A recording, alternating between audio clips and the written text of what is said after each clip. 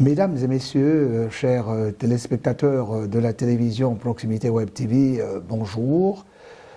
Bienvenue sur ce plateau spécial, une fois n'est pas coutume, qui invite aujourd'hui un spécialiste des transports urbains en la personne du docteur Guy Aubin Bigumou Mundunga.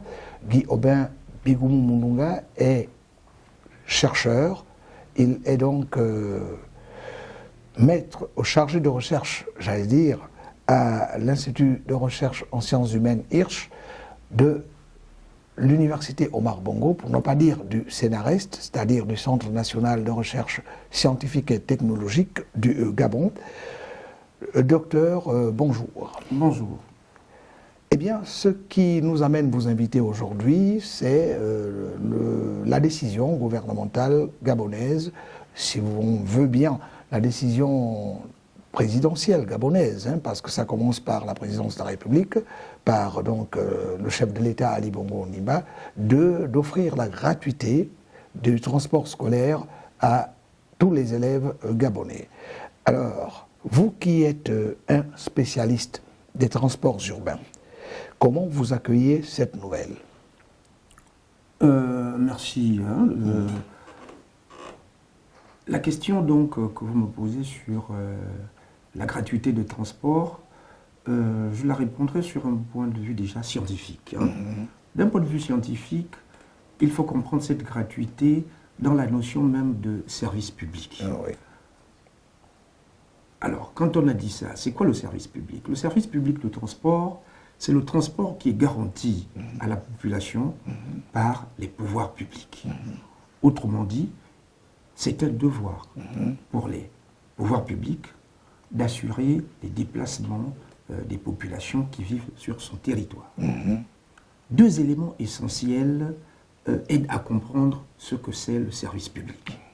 Il y a d'abord dans le service public l'égalité sociale, et ensuite il y a l'égalité territoriale. Dans l'égalité sociale, c'est une question de prix. Donc les déplacements doivent se faire dans des prix raisonnables, sinon des prix sociaux. Ensuite, l'égalité territoriale, c'est que les territoires qui composent Libreville doivent être dotés d'infrastructures de transport pour éviter que certains territoires soient exclus. Mais la question que nous posons est celle de savoir si cette gratuité, dans le cadre de notre pays, le Gabon, est faite pour perdurer. Mais écoutez, déjà, le fait qu'on demande, qu'on donne une mesure, d'offrir une gratuité de transport, c'est une bonne chose. C'est une bonne chose. Quand on regarde les difficultés que traversent les familles gabonaises, c'est une très bonne chose. Et c'est du devoir même de l'État de soutenir les plus pauvres.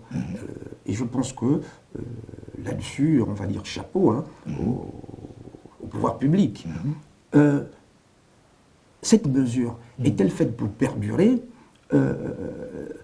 Les deux éléments que je viens de décliner avant peuvent nous aider à comprendre si ça peut perdurer. Un élément social, un élément territorial. Tout à fait. Oui. Si on prend l'élément social, l'État fait dans la gratuité, ce qui est largement une bonne chose, parce que dans le service public, il ne s'agit pas de gratuité, il s'agit des prix sociaux. Ensuite, sur le deuxième pan, qui est l'égalité territoriale, là se pose un problème. Vous voyez que si vous parcourez tous les quartiers de Libreville, et même les quartiers les plus densément peuplés, où les populations qui ont vraiment besoin de ces transports résident, vous allez voir que ces territoires sont déconnectés du réseau urbain. Donc ça pose problème.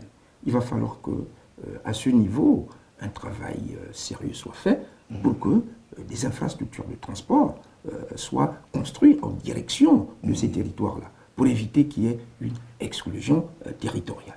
Donc, docteur, vous faites ressortir un élément essentiel qui est celui, très certainement, de l'aménagement de l'espace. Tout à fait. C'est une question d'aménagement urbain. Vous savez, Libreville est l'une des rares villes qui s'est construite avec très peu de routes.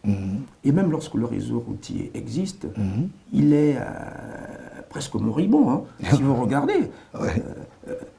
Et pour les bus publics, ils ne peuvent pas supporter de faire le trafic dans des routes complètement déglinguées. Alors maintenant, revenons un peu à un aspect de la chose que vous avez évoqué de manière peut-être succincte tout à l'heure, celui des retombées pour les familles, parce que vous avez évoqué les familles pauvres. Alors, qu'est-ce que les familles pauvres peuvent tirer comme bénéfice de cette décision des autorités gabonaises d'offrir la gratuité du transport scolaire aux enfants? Mais écoutez, le portefeuille transport est très important pour les déplacements dans une ville importante. Et pour les familles très pauvres, qui déjà ont des problèmes pour se loger, si ils sont soulagés sur le point des transports, ce serait une bonne chose. Donc il y a un gain que certaines familles vont faire sur ce point précis. Encore, comme je le disais, il faut que les infrastructures aillent directement vers les populations demandeuses. Or, ce réseau qui ne couvre pas l'ensemble de la ville fait que il y a un certain moment où les transports clando interviennent. Or, ces transports ne sont pas gratuits. Et les populations sont obligées de débourser pour arriver jusqu'aux endroits où ils doivent prendre ces transports gratuits. Et encore une chose, transporter les enfants du point de chargement à leurs établissements, c'est une chose. Après, il faudra encore les prendre de leurs établissements pour les ramener. Mais il faut déjà saluer les efforts qui sont faits, parce qu'en matière de services publics en Afrique, c'est depuis les années 80 que ce système a complètement disparu dans le paysage urbain des villes africaines. Il n'y a que quelques rares villes comme Abidjan, où on trouve encore ce service public. Et Libreville, il faut le dire, fait partie de ces villes où on retrouve encore des bus publics en circulation. Et là, il faut saluer les efforts qui sont faits, parce que les pouvoirs publics injectent quand même de l'argent pour acheter à chaque fois, pour renouveler le parc roulant, le parc automobile. Mais un accent doit être fait sur la construction des routes. C'est très important, les routes. Docteur Bigomou, vous évoquez tout à l'heure un aspect qui nous intéresse, qui est celui du fait que l'État est en train, en réalité, de réaliser quelque chose de fabuleux, entre griffes. Mais certains Gabonais se disent ou n'hésitent pas de gloser en se disant que cela intervient à quelques encablures d'une élection capitale. Je ne vous le fais pas dire, l'élection présidentielle de 2023. Alors, quel est votre commentaire sur le sujet ? Écoutez, pour le dire de manière ouverte, l'homme de science, l'homme scientifique ne voit les choses comme je venais vous le définir, l'homme de la rue. Dans les villes où ces choses sont bien comprises, la gratuité, on la comprend, c'est l'effort de tous qui participe à cette gratuité. Mais dans des villes où ces choses ne sont pas bien comprises, c'est clair qu'au passage, les hommes politiques peuvent tirer bénéfice. Comme ça se passe à la veille d'une élection, ils peuvent tirer bénéfice. Mais je pense qu'on ne va pas limiter simplement la question de la gratuité des transports à juste une question électorale ou électoraliste. Je pense que les autorités gabonaises font de bonnes choses, décider quand même de transporter des gens dans une capitale comme Libreville, dans des conditions difficiles, où le réseau public n'est pas très développé, c'est quand même une bonne chose. Donc, contrairement à ces populations-là qui argotent dans les quartiers, donc vous n'êtes pas prêt à jeter la pierre aux autorités qui ont pris cette décision, qui apparemment pour vous paraît salutaire. Je dirais oui. La décision prise par les autorités, mais pourvu que cette décision aussi se pérennise. Il ne faut pas qu'après les élections, cette décision disparaisse.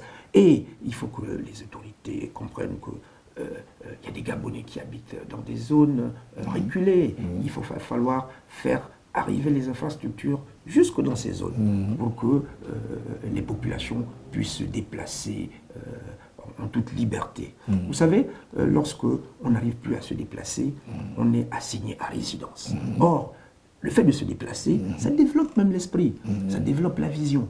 Voilà. Donc, je pense qu'il faut soutenir le gouvernement afin qu'il fasse davantage. Bon, il faut soutenir le gouvernement afin qu'il fasse davantage. Et vis-à-vis des populations, quel message, et ça va peut-être être le dernier, vous livrez? Ben écoutez, je dirais que il revient donc au pouvoir public de prendre au sérieux ces questions, parce que dans une ville, lorsqu'on n'arrive plus à se déplacer, c'est pénible. Le déplacement n'implique pas seulement les jeunes qui vont à l'école, il y a d'autres couches sociales, il y a des populations qui ont une mobilité réduite, il y a des chômeurs, il y a aussi d'autres citoyens qui participent dans l'économie du pays, qui ont aussi besoin de se déplacer. Il va falloir que l'État regarde de ce côté. Et je profite, parce que moi-même je prends les transports en commun, je prends les taxis, il faut qu'il y ait un regard sur ces questions. Voilà.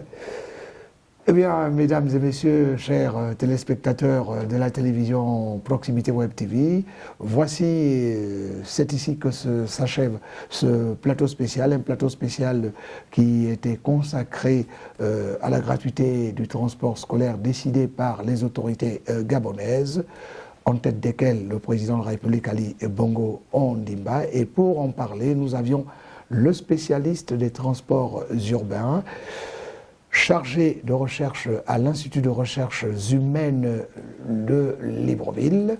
Il s'agissait de Guy Aubin Bigoumu Mundunga, que nous remercions au passage et que nous souhaitons revoir pour des prochains numéros sur notre télévision. À vous, on vous dit merci.